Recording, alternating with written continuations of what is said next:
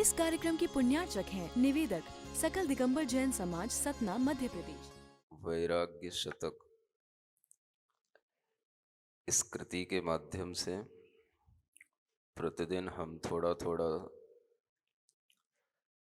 संसार, शरीर और इंद्रियों के सुखों के बारे में सुनते हैं। प्रतिदिन हमारे अंदर राग से वैराग की ओर जाने की एक ज्ञान की रोशनी दी जाती है और प्रतिदिन हम अपने आप को थोड़ी देर के लिए उस ज्ञान के प्रकाश से भरने की कोशिश भी करते हैं। इसी क्रम में ऋषियों मुनियों की शिक्षाओं को ध्यान में रखते हुए आगे बढ़ते हैं। गाथा नंबर 69, 70 और 71। यह अलग अलग छंदों में भी प्राकृत भाषा में लिखे गए काव्य हैं। ये उपजाति छंद है जो आपके सामने है। मनुष्य जम्मे तड़िलद्धयम्मी, जिड़िंद धम्मो न कदोय जीणम, तुट्ठे गुड़े जह धाणुक्कयेणम, हत्थामलिवाय अवसतेणम।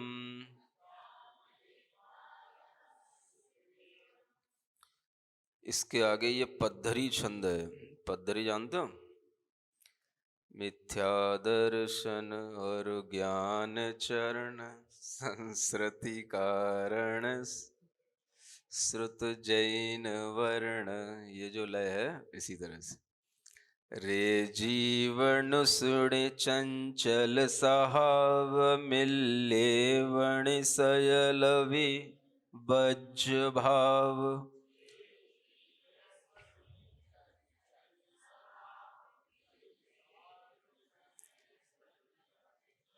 णवभेय परिगह विविह जाल, संसारी अथि सहु इंदयाल।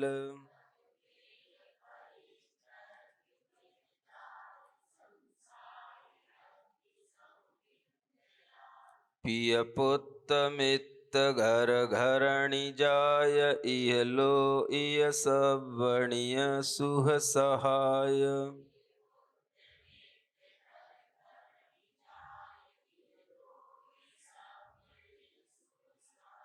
णवि अथि कोई तुह सरणी सुख, मुख इकल्लो सहसि तिरि निरय दुख।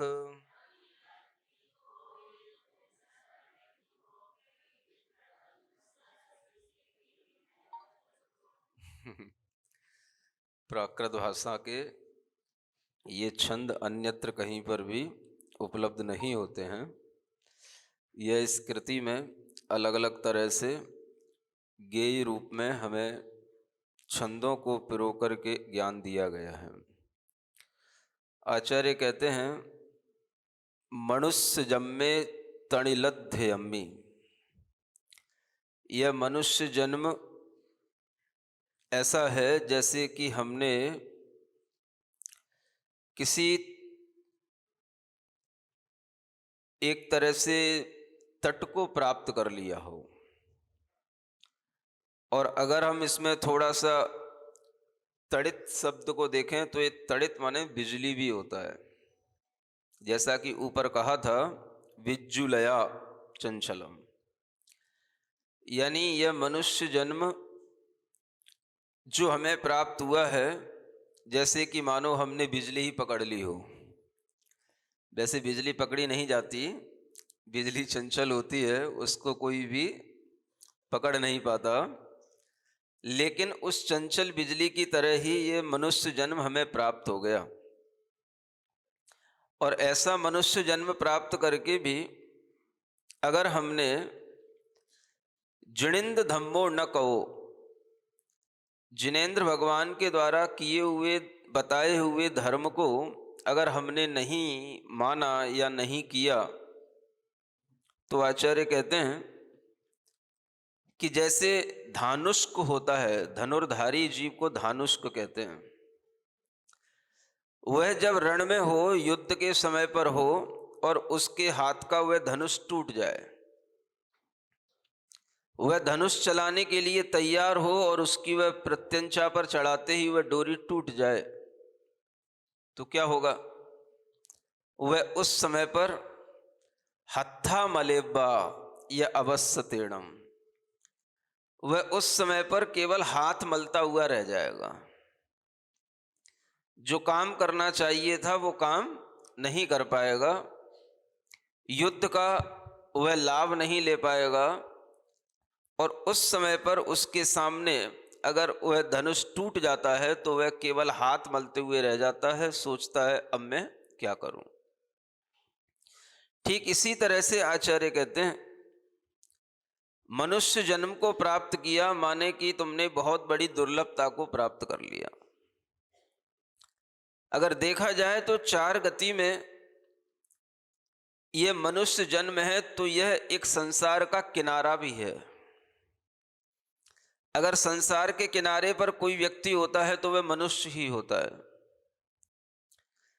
नारकी जीव तो संसार में ही पड़े होते हैं, त्रियंच जीव भी संसार में ही घूम रहे होते हैं, देवलोग भी संसार में ही भटक रहे होते हैं, किंतु मनुष्य को संसार का किनारा कहा जा सकता है, मनुष्य पर्याय को।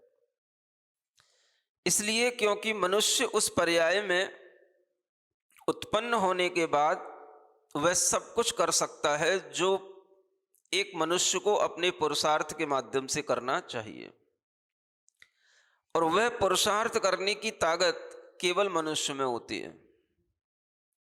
नारकी जीव पुरुषार्थ करना भी चाहे तो कर नहीं सकता। त्रियंचों को पुरुषार्थ करने की प्रेरणा दी जाए तो वो बहुत कम उत्पन्न होती है। देवों के लिए पुरुषार्थ करने की योग्यता बनती नहीं है। अगर एकमात्र मनुष्य को हम देखें तो ये पुरुषार्थ करने की योग्यता बनती है, धर्म का पुरुषार्थ करने की भी और मुक्ति का पुरुषार्थ करने की भी। धर्म को अर्जित करने के लिए भी मनुष्य जन्म चाहिए और मुक्ति को प्राप्त करने के लिए भी मनुष्य जन्म चाहिए। इसलिए अगर हम देखें तो ये मनुष्य जन्म एक संसार का किनारा है।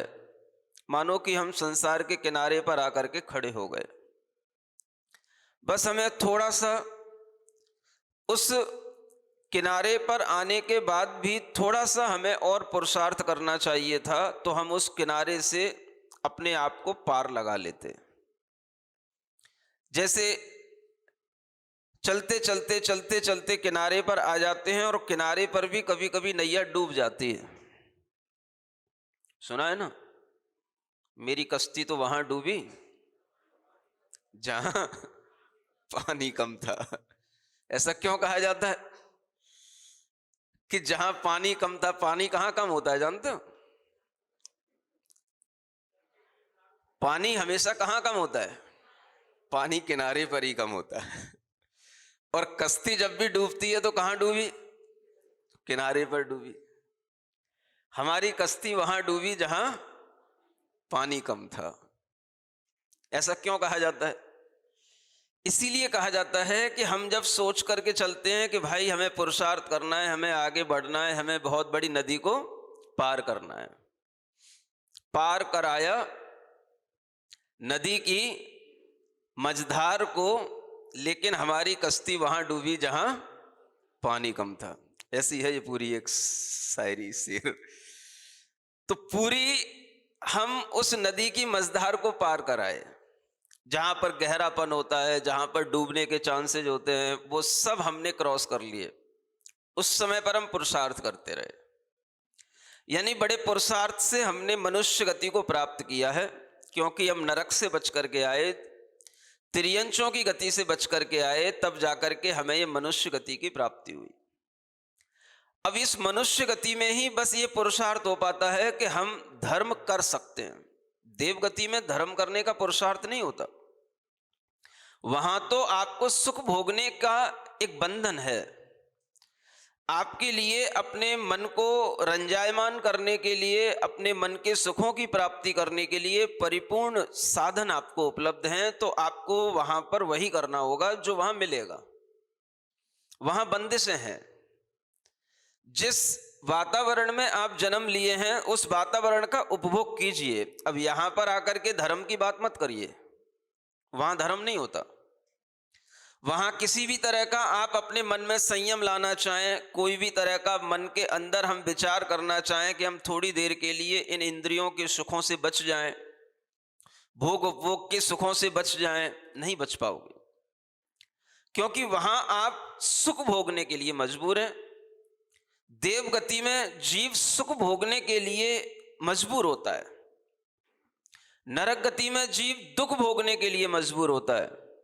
और तिर्यंश गति में जीव बद्ध बंधन में पड़ने के लिए मजबूर होता है। एक मनुष्य गति होती है। इसलिए इस मनुष्य गति को अगर हम देखें तो एक संसार तट का किनारा कहा जा सकता है।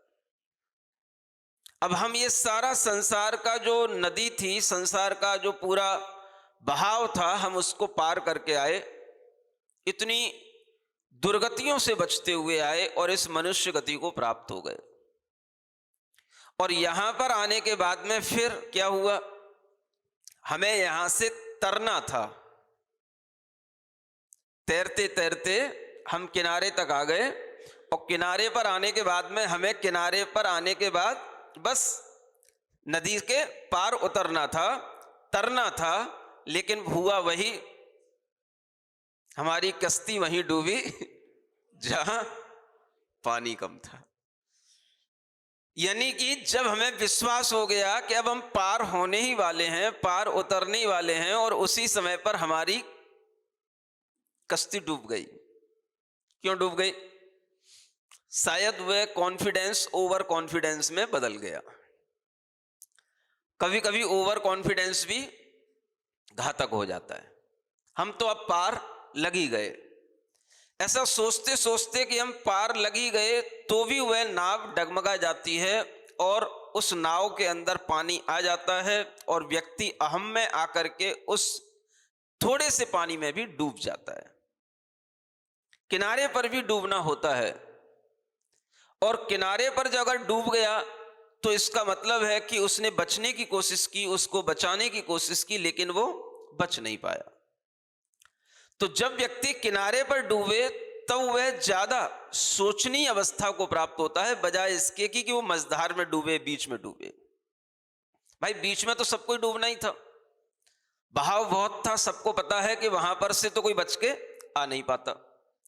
तो वहां पर डूब गए, वहां पर अगर हमारा संसार बढ़ गया तो कोई बात नहीं है, क्योंकि वहां सबको मालूम है वहां डूबना ही है। आश्चर्य की बात तब होती है जब किनारे पर हम आने को होते हैं और हम हाथ बस किनारे पर रखने वाले होते हैं, थोड़ा सा दूरी बचती है और हमें लगता है कि बस अब तो हम पार ही लगने वाले हैं, और उसी समय पर हम डूब जाएं, तो आप समझो ये बहुत बड़े अफसोस की बात होती है। अफसोस किसका होगा? आप ट्रेन के लिए जा रहे थे पकड़ने को, और बस आप पहुंचे ही थे और आपके ही सामने पहुंचते पहुंचते ट्रेन स्टार्ट हुई और उसने गति पकड़ ली। आप थोड़ी सी तेज भी दौड़े लेकिन उसको पकड़ नहीं पाए। आपकी पहले से टिकट बुक थी, रिजर्वेशन था, सब था, लेकिन आपकी ट्रेन छूट गई। अब क्या करोगे? हत्था मलेब्बा। अब क्या करोगे? हाँ, ये भी प्राकृत की भाषा। देखो, ये संस्कृत में नहीं मिलेंगे ऐसे शब्द। जब भी आपको ऐसा अफसोस हो तो क्या सोचना, अब क्या करें? हाथ मलते रह गए। अरे भाई, थोड़ी सी चीज में, थोड़ी सी देर में इतनी बड़ी चीज हमारे सामने से निकल गई। अब क्या करो? हाथ मलते रह गए। ये भी एक कहावत है ना, हाथ मलते रह गए। हाथ मलते रह गए माने हमारे सामने कोई उपलब्धि होनी थी, कोई चांस आया था और हम उस चांस को भुना नहीं पाए, तो हम हाथ मलते रह गए। समझ आ रहा है? चुनाव आ रहे हैं।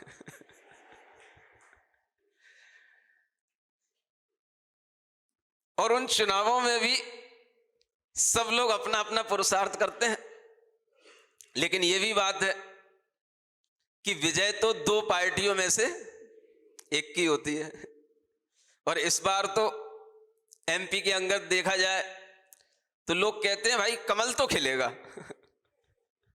नहीं समझ आ रहा है, कमल तो खिलेगा। अब ये पता नहीं है कौन सा कमल खिलेगा कि कमल का नाथ खिलेगा। माने कमल दो चीज है, एक कमल का फूल है और एक कमल नाथ है। अब ये पता नहीं है, लेकिन कमल तो खिलेगा। तो जब दो चीजें होती हैं तो सामने एक चीज निश्चित होती है कि ये होगा। अब दो में से एक की विजय होगी तो एक को तो हाथ मलना ही पड़ेगा। अब ये नहीं कहा जा सकता कौन हाथ मलेगा, लेकिन हर व्यक्ति पुरुषार्थ करता है। पुरुषार्थ करते करते भी कई बार सब तरह के जो भी हमारे अनुमान होते हैं वो सब बदल भी जाते हैं। कभी कभी अपने अनुमानों के अनुसार काम हो भी जाता है। बात यह है कि अगर हमने बहुत मेहनत की है और मेहनत करने के बावजूद भी अगर हमें उसका फल नहीं मिलता है तो बहुत अफसोस होता है। इसी को कहते हैं हाथ मलना। हम ये देखें कि हम जो ये मेहनत कर रहे हैं, ये मेहनत हमारी किस ओर जाती है। एक मेहनत होती है अपने संसार के कामों में लगने की, अपने परिवार को चलाने की। एक मेहनत होती है देश के लिए कुछ करने की, धर्म के लिए कुछ करने की। ये भी एक मेहनत होती है। और इस मेहनत के साथ साथ जब हम ये देखते हैं कि हमारा जीवन अगर वास्तव में अच्छे उद्देश्यों के साथ, धर्म के लिए हमें कुछ करना है, देश के लिए हमें कुछ करना है, अगर इन उद्देश्यों के साथ आगे बढ़ता है तो भले ही हमारे लिए वह सफलता मिले या ना मिले, लेकिन आदमी के उद्देश्यों के कारण से उसे उसका सुख मिलता है, उसे उसका पुण्य भाव हमेशा सहयोगी बनता है। और उसे हमेशा ये बात समझ में आती है कि हमने जो कुछ भी किया है अपने जीवन में दूसरों के हित के लिए किया है, वह हम हित पूरा कर पाए या ना कर पाए कोई बात नहीं, लेकिन हमने अपने उद्देश्य में किसी तरह की कोई कमी नहीं रखी।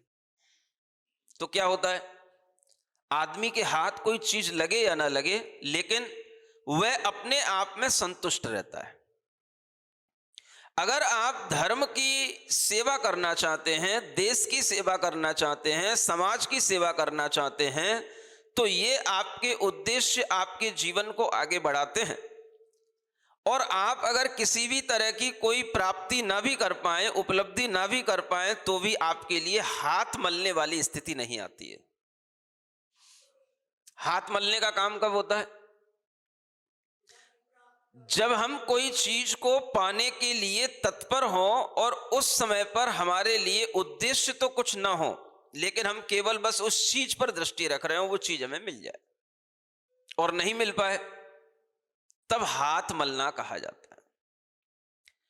हम इसी तरह से समझें कि अगर हमारे सामने धनुष चलाने का अवसर आया, हम युद्ध में थे और उसी समय पर क्या हुआ, हमने कमान तानी और डोरी टूट गई।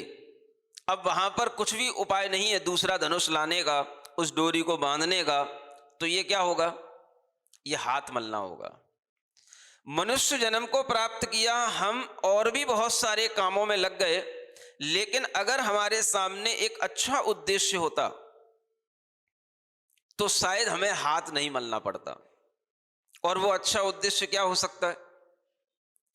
दुनिया के सामने दो चीजें होती हैं, या तो हम दूसरे का कल्याण करें या हम अपना कल्याण करें। स्व कल्याण या पर कल्याण। कभी कभी व्यक्ति जब देश की, समाज की, धर्म की सेवा में जुटता है तो अपना एक उद्देश्य बना लेता है कि मुझे पर कल्याण करना है। लेकिन जैन आचार्यों की ये विशेष बातें रही हैं कि उन्होंने कहा है कि पर कल्याण के साथ में भी स्व कल्याण का ध्यान रखना। और कभी कभी तो यह भी कहा गया है कि स्व कल्याण ज्यादा महत्वपूर्ण है पर कल्याण इतना महत्वपूर्ण नहीं है। जैन धर्म के अंदर ये जो एक सिद्धांत है स्व कल्याण का, यह अन्य धर्मों से हमें थोड़ा सा अलग करता है। एक आपको बात बता रहा हूं, यहां पर विधायक महोदय भी बैठे हैं। सनातनी धर्म दोनों हैं, हिंदू धर्म भी और जैन धर्म भी, दोनों धर्म सनातनी हैं। सनातन का मतलब पुराने काल से चले आए हैं। अब इन दोनों धर्मों में कुछ विशेष मौलिक अंतर हैं। वो मौलिक अंतर इस रूप में भी आप समझ सकते हो कि आप देखोगे कि जो हिंदू धर्म है वो हमेशा पर हित में ध्यान रखता है। दूसरे की सेवा करो, पर का कल्याण करो, दूसरे का कल्याण करो, दूसरे के लिए सोचो। मैं आपको मौलिक बात बता रहा हूं। और जैन धर्म स्व कल्याण की बात सोचता है। स्व की ओर देखो, अपना आत्महित करो, पर से भी ज्यादा महत्वपूर्ण आत्म कल्याण है। अगर आपने कभी कोई एक प्रसार भारती किसी के यहां से, वो एक पहले चाणक्य और चंद्रगुप्त का एक नाटक आता था, सुना? अभी उसकी किसी ने मुझे क्लिप दिखाई, तो उसमें चाणक्य बोलता है, जब चंद्रगुप्त ये मन बना लेता है कि मुझे सन्यासी होना है, सन्यासी होना है माने मुझे जैन धर्म में दीक्षा लेना है, तो चाणक्य को ये पता पड़ता है। चंद्रगुप्त अपनी बात को बताने के लिए चाणक्य के पास आते हैं और कहते हैं कि मैं आपसे कुछ कहना चाहता हूं। तो चाणक्य पहले से ही बोलने लग जाते हैं, मुझे पता है तुम क्या कहना चाह रहे हो। आपको कैसे पता? मुझे पता है कि मेरे आसपास क्या होता रहता है, मैं जान रहा हूं। तुम ये सन्यास लेना चाह रहे हो, माने तुम ये सब समाज सेवा छोड़ना चाह रहे हो। ये आत्म कल्याण का मार्ग ये तुम्हारे दिमाग में बस गया है। ये एक तरह का सामाजिक अभिशाप है। चाणक्य क्या बोलता है? ये एक तरह का सामाजिक अभिशाप है, हमें दुख है कि तुम इसकी गिरफ्त में आ गए। लेकिन कोई बात नहीं, तुम सन्यास लेना चाहते हो, तुम अपना कल्याण करना चाहते हो, करो, हम तुम्हें रोकेंगे नहीं। मतलब विचारों का द्वंद्व आप इस डायलॉग में समझ सकते हो। विचारों में मतभेद आप इस डायलॉग में समझ सकते हो। चाणक्य कहता है कि मुझे समाज सेवा करनी है, मुझे देश का कल्याण करना है, मुझे समाज के हित में काम करना है, मैंने ये मन बनाया है। और चंद्रगुप्त क्या कहते हैं कि समाज कल्याण बहुत हो चुका है, मुझे अब आत्म कल्याण करना है। तो चाणक्य उस बात को एक अभिशाप के रूप में वहां कहते हैं। उनकी दृष्टि में क्या है? ये एक सामाजिक अभिशाप, यानी आत्म कल्याण करना एक सामाजिक अभिशाप के रूप में वो वहां कह रहे हैं कि ये तुम भी इस बुराई में फंस गए। माने उनकी दृष्टि में वो चीज अच्छी नहीं है। ये बात आपके लिए ध्यान रखने योग्य, बात वास्तविक है। दुनिया में किसी भी धर्म के अंदर आप देखोगे परहित की बात तो कही गई है, लेकिन स्वहित की बात सिर्फ और सिर्फ तीर्थंकरों के द्वारा कही गई है, जैन धर्म के अंदर कही गई है। आचार्य यहां तक भी कहते हैं आद हिदम कादव्यम, पहले आत्महित कर लेना चाहिए। जय सक्कई परहिदम च कादव्यम, यदि समर्थ हो तो परहित करना, अगर समर्थ नहीं हो तो आत्महित तो कर ही लेना। अब आप सोचें कि परहित करना आसान है कि आत्महित करना आसान है? समझ आ रहा है? अलग अलग दृष्टि से अगर हम देखेंगे तो परहित करना लोगों को आसान लगता है, लेकिन परहित में भी कठिनाई है। और परहित के अनुसार अगर हम चलते हैं तो कभी कभी परहित में इतनी बुद्धि लग जाती है कि फिर आत्महित करने की बुद्धि बनती नहीं है, तो आत्महित उससे भी ज्यादा कठिन हो जाता है। तो जितने भी चिंतक हुए उनके अंदर ये द्वंद्व रहे, परहित में लगे कि आत्महित में लगे।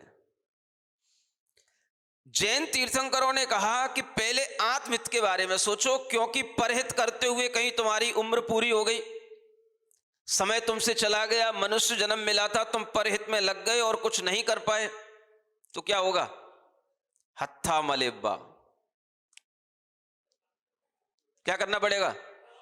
हाथ मलते रह जाओगे, क्योंकि परहित का कोई भी उसकी सीमा नहीं है। संसार हमेशा से है, हमेशा से रहेगा। संसार में लोग हैं, चलते रहेंगे। हमेशा दुखी लोग मिलेंगे, हमेशा गरीब लोग मिलेंगे, हमेशा अनाथ लोग मिलेंगे, हमेशा असहाय लोग मिलेंगे। आप कितने भी जन्म धारण करते रहोगे तो भी आप इस गरीबी को, इस असहायता को, इस अनाथता को कभी दूर नहीं कर पाओगे। और ये बातें बिल्कुल बेईमानी है कि अगर कोई कहे, चाहे वो कोई भी पार्टी का हो, चाहे वो भाजपा का हो, चाहे वो कांग्रेस का हो, कोई भी पार्टी वाला व्यक्ति अगर ये बात कहता है कि मैं गरीबी इस दुनिया से दूर कर दूंगा, तो ये सबसे बड़ी बेईमानी की बात है। ये सबसे बड़ा झूठ है।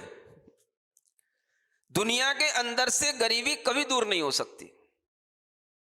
कोई नेता कभी इस गरीबी को दूर नहीं कर सकता, क्योंकि ये गरीबी साथ में चलने वाली चीज है, अमीरी की तरह। जैसे दिन के साथ में रात रहती है, ऐसे ही गरीबी के साथ अमीरी ये चलेगी।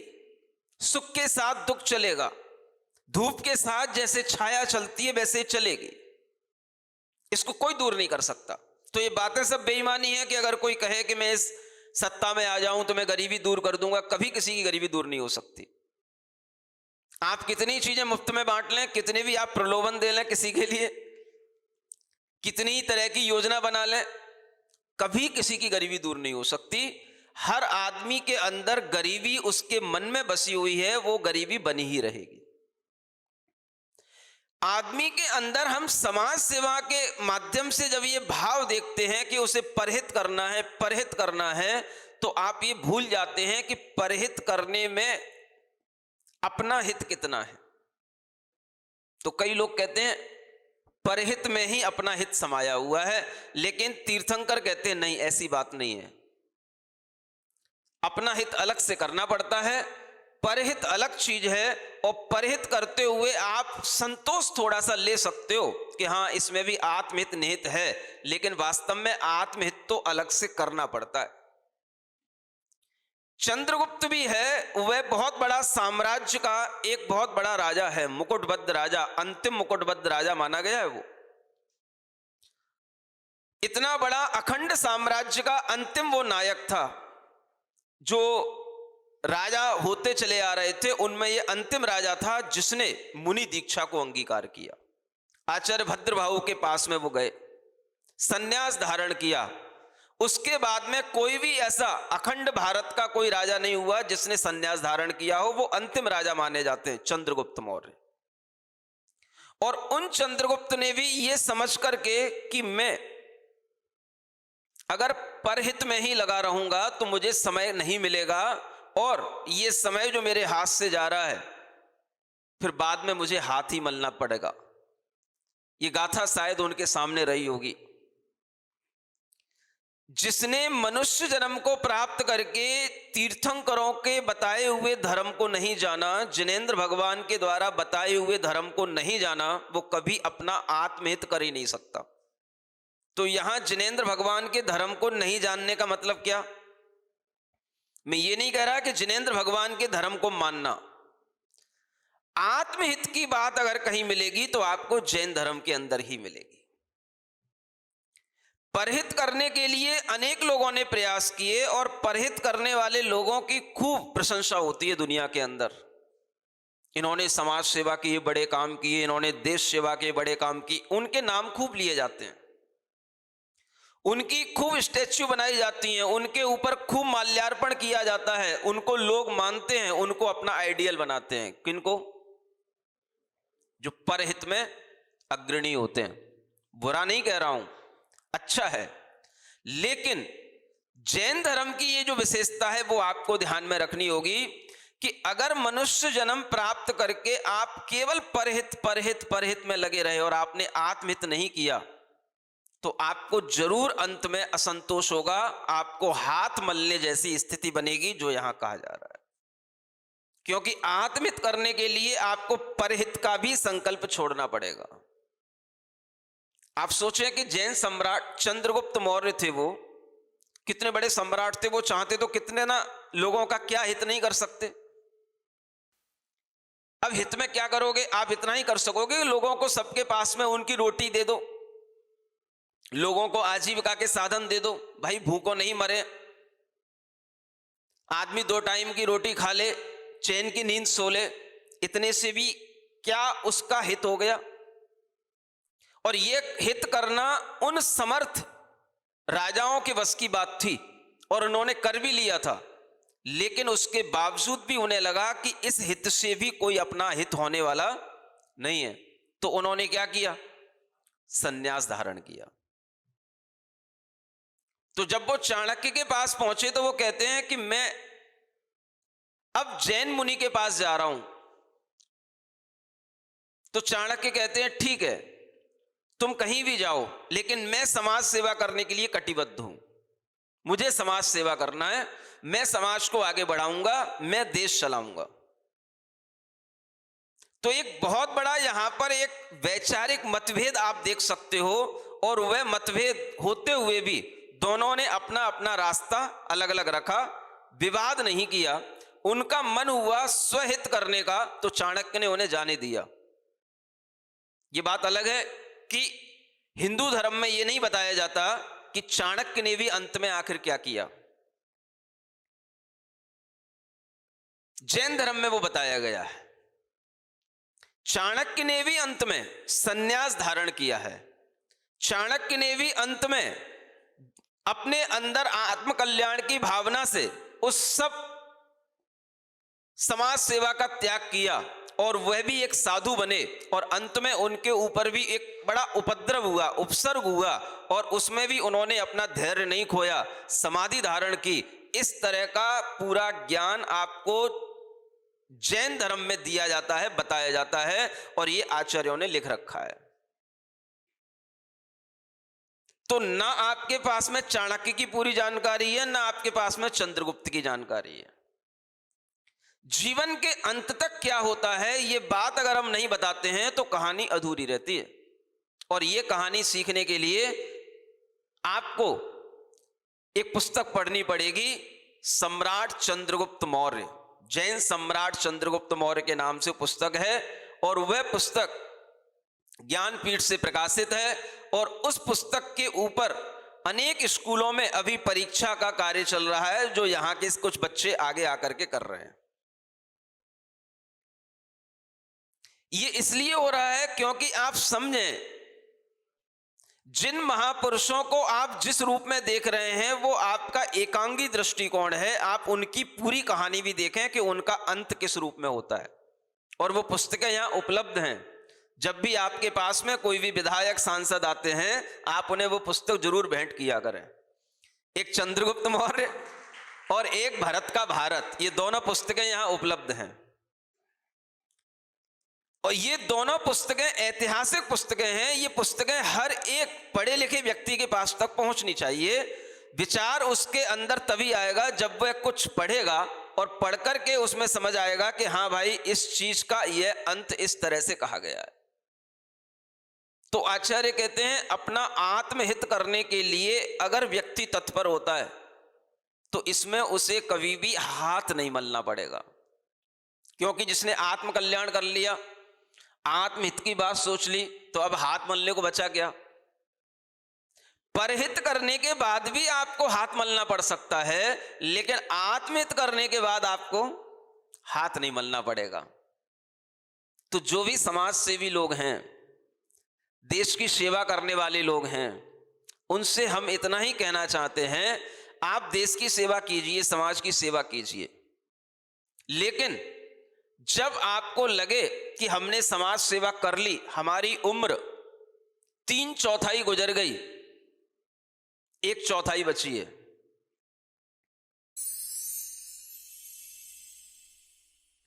सिरिजिणवाणी जग कल्याणी जग जन मदतम मोहरी जणमण हारी गढ़हर हारी जम जरा भव रोग हरी तित थियराणं दिव्यझुणिं जो पढ़ई सुणई मय्ये धारई णाणं सौखमणन्तं धर्य सासद मोक्ष पदं पावई सासद मोक्ष पदं पावई।